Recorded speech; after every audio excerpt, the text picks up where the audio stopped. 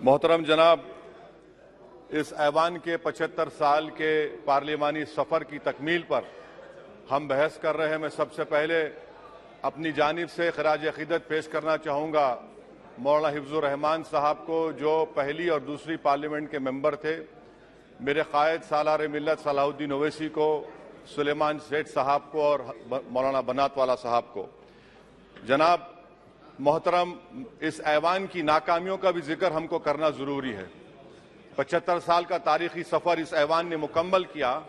ये ऐवान एक इमारत नहीं है मेरी नजर में, ये ऐवान इस वतन अजीज का एक दिल है, जो बाहर जो गरीब और मजलूम अवाम की तकलीफ को महसूस करे, इसीलिए मैं इसको दिल कहता हूं।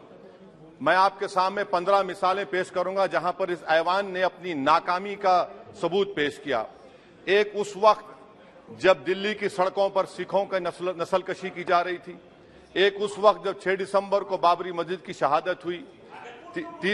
आ रहा हूं भागलपुर, जिसमें रेशम के कारोबार को खत्म किया गया, मुसलमानों को दफना दिया और वहां पर फूल गोभी उगना शुरू हो गई। एक उस वक्त नाकामी साबित हुई जब मुजफ्फरनगर और गुजरात में नस्लकशी की गई। एक उस वक्त सर जब हम देखते हैं कि मुंबई की सड़कों पर इंसानियत का नंगा नाच हुआ। एक उस वक्त जब इस ऐवान में टाडा पोटा का काला कानून बनाया गया, यूएपीए का कानून बनाया गया, आफ्सपा का कानून बनाया गया, जिसको 1 साल के लिए बनाया गया था। 58 में हम 2023 में आ गए। एक उस वक्त नाकामी साबित हुई जनाब, जब हम देख रहे हैं कि आज ये जो दिल है, भारत का दिल है, हिंदुस्तान का, इंडिया का दिल है, आज गरीबों में, मजलूमों में, मुसलमानों में, कश्मीर की अवाम में, दलितों में, आदिवासियों में इस ऐवान की मोहब्बत और एतमाद खत्म हो रहा है, कम हो रहा है। इसीलिए जनता सड़कों पर आकर एहतजाज कर रही है, क्योंकि उनको लग रहा है कि ये इमारत बन चुकी है, हमारा दिल नहीं है। चाहे CAA का प्रोटेस्ट हो, चाहे किसानों का प्रोटेस्ट हो, चाहे शेड्यूल कास्ट के रिजर्वेशन का मसला हो।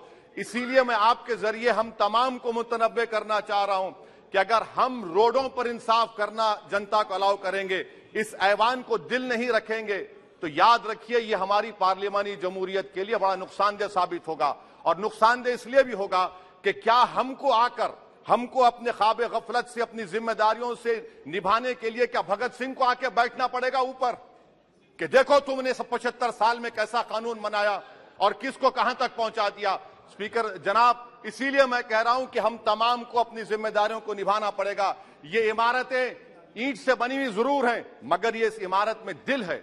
इस इमारत को दिल के तौर पर बरकरार रखना पड़ेगा। स्पीकर सर, एक और मिसाल दे रहा हूं जहां पर इस ऐवान की नाकामी है। सर, अब तक लोकसभा के कितने 899 मेंबर कामयाब हुए। अब बताइए सर, पार्लियामेंट्री जमहूरियत में शराकतदारी की जमहूरियत है, रिप्रेजेंटेटिव फॉर्म ऑफ डेमोक्रेसी में 8,992 में कितने मुसलमान कामयाब हुए? कितने सर? 520, जबकि 1070 को इस ऐवान का मेंबर होना चाहिए था।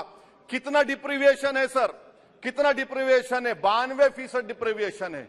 इस मौजूदा पार्लियामेंट में स्पीकर साहब सिर्फ 26 हैं, 14% मुसलमान और सिर्फ 4.8 उनका रिप्रेजेंटेशन है। बताइए, हम वोट डालने वाले बन गए, वोट लेने वाले नहीं बने।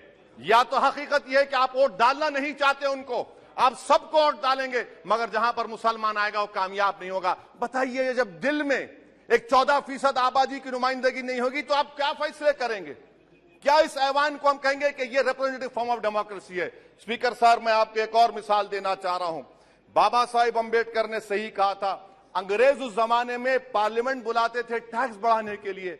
हम उसी रास्ते पर जा रहे हैं, हम उसी रास्ते पर जा रहे हैं। हम तो बाबा साहब अम्बेडकर को हमने सच साबित कर दिया। स्पीकर सर, आखिर में मैं आपको बताना चाहूंगा कि आज आप देखिए कि चाणक्य ने क्या कहा था। चाणक्य ने सही कहा था। चाणक्य ने सही कहा था कि जब राज चलाने वाले व्यापारी हो जाएंगे तो उस राज के लोग भिखारी हो जाएंगे। आज ये वक्त आ चुका है सर, आज ये वक्त आ चुका है कि क्या first pass the post system इस देश के लिए सही है, या फिर हम प्रोपोर्शनल फॉर्म ऑफ रिप्रेजेंटेशन को फॉलो करेंगे। First pass the post system, जिसके पास एक मजहब का वोट होगा, जिसके पास दौलत होगी, वही इस ऐवान में आ रहा है। इसीलिए हम कह रहे हैं कि आप इस जमहूरियत की नाक कहीं ये जमहूरियत कमजोर ना हो जाए। मुझे इस बात का डर है सर। आखिर में मैं खत्म करने से पहले एक बहुत बड़े शायर ने कहा था, उस पर खत्म करना चाहूंगा कि अभी चिरागे सरे राह को कुछ खबर ही नहीं, अभी चिरागे सरे राह को कुछ खबर ही नहीं, अभी गिरानिए शब में कमी नहीं आई, अभी गिरानिए शब में कमी नहीं आई, निजात दीदे दिल की घड़ी नहीं आई, चले चलो कि मंजिल अभी नहीं आई। स्पीकर साहब, आखिर में याद रखिए एक बात को मैं सबसे कह रहा हूं कि पिच बदलने से गेम नहीं बदलता, गेम को बदलना पड़ेगा। आप पिच बदल रहे हैं, वरना याद रखिए जब तक हम अपने जमहूरी उसूलों पर, रूल ऑफ लॉ पर, संविधान पर अटूट अमल नहीं करेंगे, वरना याद रखिए कहीं नई इमारत भी हिटलर की राइक्सटैग की इमारत ना साबित हो जाए। बहुत बहुत शुक्रिया सर। ये नहीं, ये श्री अरविंद सावंत।